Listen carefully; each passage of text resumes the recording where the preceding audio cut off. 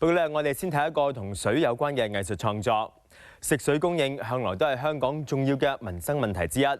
我哋有試過制水，而家大部分嘅食水咧都係買翻嚟嘅東江水。我哋亦都曾經自設海水化淡廠，但係當時被認為係唔符合成本效益。而喺夏天嘅雨季，颱風暴雨，水源更加係源源不絕。1997同埋98年，旺角出現洪水泛濫，於是政府開始喺大坑東興建大規模嘅地下蓄洪池，收集同埋排走過量嘅雨水。由而家去到今個月底，呢一個10萬立方米嘅蓄洪池就會變成全港首創嘅藝術裝置地點。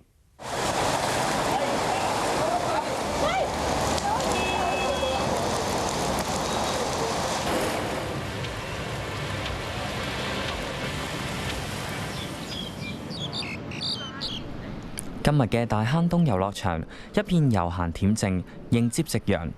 好難想像20年前，當大雨到臨，呢一帶嘅地土就淹沒喺從九龍塘同又一村湧流嘅洪水之下。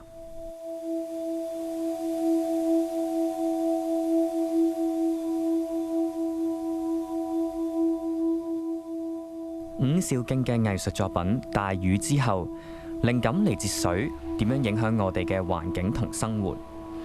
作品探討大自然同城市嘅互動。旅程由導賞團開始，沿途播放李一偉創作嘅音樂。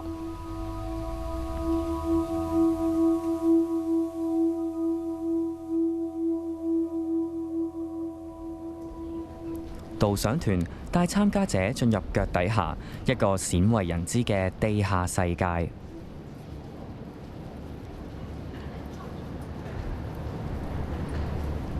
喺呢個地下世界入邊，當藍光投射喺飄逸嘅輕紗上，淹沒呢個概念被賦予形體。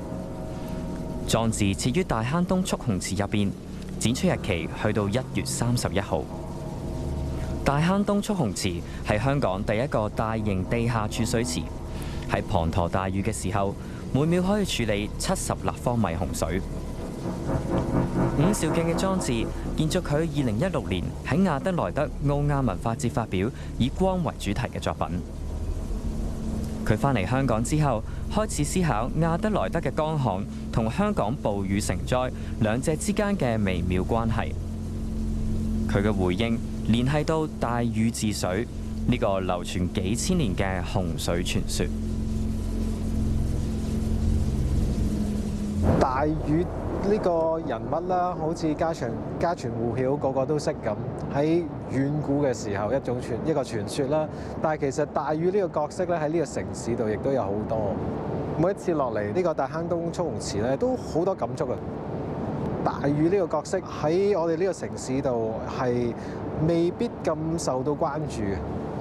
都有啲記憶咧，就係90年代尾咧，九龍旺角區彌敦道有好多嘅水災啦。做咗呢個蓄洪池計劃之後咧，其實我哋都唔會再聽到有水災呢樣嘢，亦都好似大家唔記得咗呢個池嘅存在。年初有一場嘅大嘅颱風啦，同時間打到嚟香港，打到嚟澳門，反而大家見到咦，澳門好似有啲鄰近嗰件事，但係咦點解好似香港又冇乜太大嘅影響咁呢？咁啊開始啲報道又翻出嚟，咦好似有一啲咁樣嘅基建喺香港呢，唔係大家咁留意得到啊！渠務署嘅同事都講啦，通常收親嘅信都係投訴嘅信咁啊好少會無啦啦有人話我今年冇呢個水浸啦，我哋好感恩咁樣去多謝你咁。光亦都係一種嘅 metaphor 咁啦，即係一個比喻咁樣，即係我哋點樣係通過光去 cast light 去照耀翻本身存在嘅嘢。咁啊，所以我哋今次希望觀眾嚟到嘅時候，亦都透過呢個藝術項目嘅機緣啦，咁我哋嚟到可以即係有一個好珍貴嘅機會，可以睇到成個大坑東蓄洪池嘅呢個建設嘅風貌啊！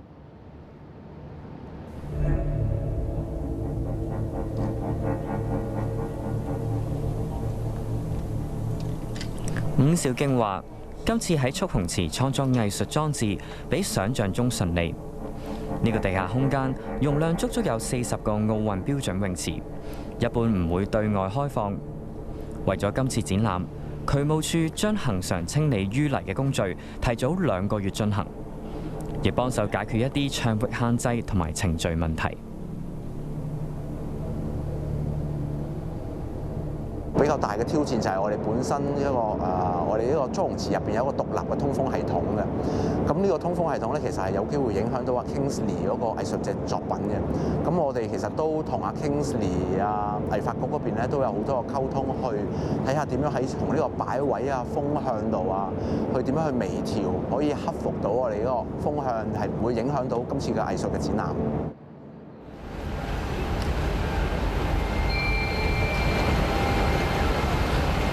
水係伍兆敬創作靈感嘅來源之一。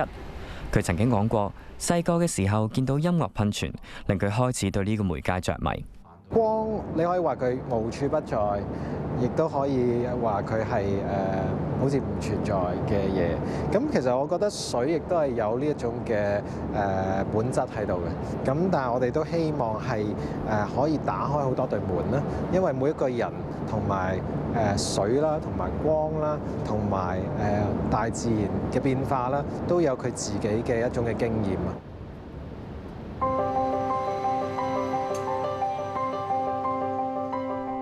由電車化身而成嘅暗房，鬧市中嘅時光機，光影、紙船同水嘅互動，泛起藍光嘅布料喺幽暗嘅地下空間中飄蕩。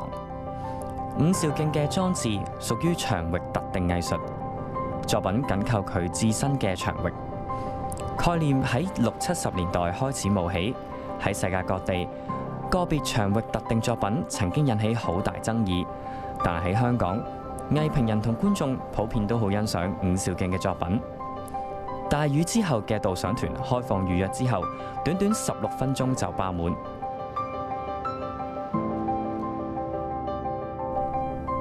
場域特定作品被視為現代藝術嘅產物，但係對伍兆敬嚟講，其實係聯繫住一條源遠流長嘅線索。再早期啲嘅藝術創作咧，好多時都會係同個西有關嘅，一個 cave 咁樣，一個山窿，咁佢都係一個西上高，亦都有所謂嘅藝術喺裏邊咁樣。所以人同埋自然同埋藝術都係扣得好緊，即係香港人亦都好變通啦。咁其實亦都可以探索好多新嘅一啲可能性嘅。